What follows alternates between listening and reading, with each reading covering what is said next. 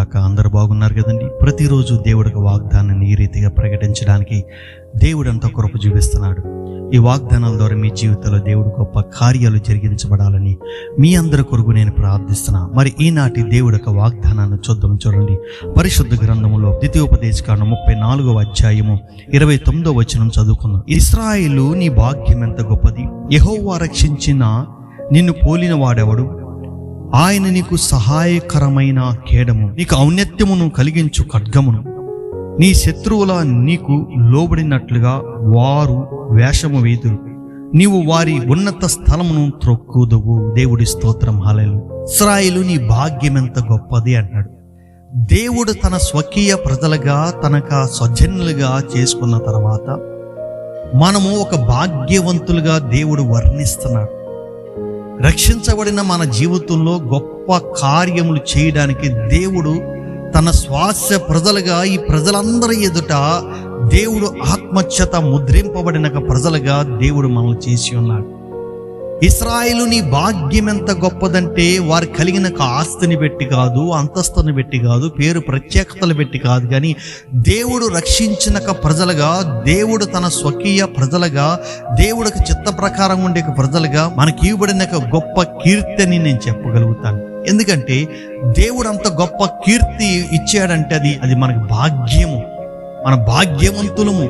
అంటే దేవుడి సన్నిధిలో ఉన్నతమైన వారమని, పరిశుద్ధమైన వారమని, పవిత్రమైన వారమని, దేవుడిని అనుసరించేవారని దేవుడు మనకి పెట్టిన పేరు భాగ్యవంతులు. ఇశ్రాయేలు నీ భాగ్యం ఎంత గొప్పది, యెహోవా రక్షించిన నిన్ను పోలిన వాడెవడు అంటున్నాడు. అంటే దేవుడు నిన్ను రక్షించిన తర్వాత నిన్ను పోలిన వాడు ఎవడు ఉండడండి. దేవుడు చిత్తములను పవిత్రమైన జీవితము కలిగిన వ్యక్తివి. దేవుడికి స్వాస్య కుమార్తెగా, కుమారుడిగా నీవు ఉంటున్నావు. దేవుడికి రాజ్య వారసుడిగా నీవు ఉంటున్నావు, వారసురాలుగా నీవు ఉంటున్నావు. నీ భాగ్యం ఎంతో గొప్పది, నీ ఉన్నతమైన కీర్తి ఎంతో గొప్పది. నిన్ను పోలిన వారు ఎవరు కూడా లేరు. ఆయనకు దృష్టిలో నువ్వు ఒక గొప్ప దానివి, గొప్పవాడివి. అలాంటి గొప్పవారికి చేస్తున్న మేలు లేనంటే యెహోవా నీకు సహాయకుడై కేడముగా ఉంటాడు. ఆయన ప్రతి సమయంలోని, ప్రతి ఒక్క స్థితిగతుల్లోని ఆ యేసయ్య నీకు తోడుగా ఉంటాడు, నిన్ను ఆదరిస్తాడు, ఒక కేడముగా పనిచేస్తాడు, కాపుదల ఇస్తాడు, రక్షణ ఇస్తాడు, నీకు ఔన్నత్యము కలిగించి ఒక ఖడ్గమొలి అంటాడంట. నీకు కాపుదల ఇస్తాడు, నీకు సంరక్షణ ఇస్తాడు. అనేక మంది అంట శత్రువులంట నీకు లోబడినట్లు వేషం వేయుదురంట. నీకు లోబడినట్లుగా వారు వేషం వేసినప్పటికీ నీవు వారి ఉన్నత స్థలములని తొక్కుదవంట. అంటే శత్రువులు నిన్ను మాయ చేసి, మోసం చేసి, వేషం వేసి, రకరకాల నిన్ను ఇబ్బంది పెట్టినప్పటికి కూడా, నీకు లోబడినట్టు నటించినప్పటికి కూడా దేవుడు ఏం చేస్తాడంటే వాళ్ళని అణిచివేస్తాడు, వారిని తొక్కుతాడు. నిన్ను ఒక గొప్ప దానిగా, గొప్ప వాడిగా దేవుడు చేస్తాడు.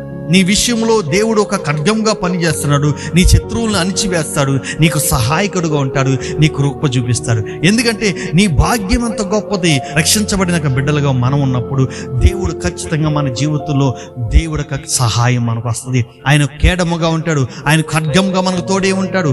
మన రక్షణ పెట్టి ఒక గొప్ప ధన్యతగా దేవుడు ఇస్తున్నాడు, గొప్ప ఆశీర్వాదాలతో దేవుడు ఇస్తున్నాడు. ఇశ్రాయేలు నీ భాగ్యం ఎంత గొప్పది అన్నాడు. నువ్వు అల్లాటప్పవారు కాదండి. నువ్వు లోకములు ఎంతమంది గొప్ప గొప్ప వారు ఉన్నప్పటికి కూడా, పేరు ప్రత్యేకతలు కలిగిన వారు ఉన్నప్పుడు కూడా, నువ్వు దేవుడి చిత్తంలో రక్షించబడినట్లయితే వారందరికంటే నువ్వు గొప్పవాడివి, గొప్ప దానివి. గొప్ప మేలులతో దేవుడు నిన్ను దీవించబోతున్నాడు. గొప్ప ఆశ్చర్య కార్యాలు దేవుడు నీతో చేయబోతున్నాడు. మరి అలాంటి గొప్ప రక్షణను పొందుకున్నట్లయితే, విశ్వాసంతో ఉన్నట్లయితే దేవుడి కార్యాలు మీ జీవితంలో గొప్ప కార్యాలు జరిగించబడతాయి. కాబట్టి నమ్మి విశ్వసించి యథార్థపూర్వకంగా విశ్వాసంతో నువ్వు ప్రార్థన చేస్తే దేవుడు ఖచ్చితంగా నీ జీవితంలో గొప్ప కార్యాలు జరిగించబడతాయి. దేవుడు ఇచ్చిన రక్షణ పెట్టి నువ్వు సంతోషించి విశ్వాసంతో ప్రార్థన చేయి, దేవుడు గొప్ప కార్యాలు చేస్తాడు. ఈ వాగ్దానాన్ని ఎత్తిపెట్టి మీరు ప్రార్థించండి. ఈ వాగ్దానమైన మీ జీవితంలో మీ మట్టికే కాక అనేక మందికి షేర్ చేయండి, సబ్స్క్రైబ్ చేయండి, లైక్ చేయండి. దాని ద్వారా దేవుడికి సువార్త విస్తరించబడుతుంది, దేవుడు నామాన మహిమపరచబడతాయి. దేవుడి యొక్క పరిచర్లు మీరు కూడా పాలుభాగస్తులు అవుతారు. దేవుడు మిమ్మల్ని, మీ కుటుంబాలు దీవించును గాక. ఆమేన్.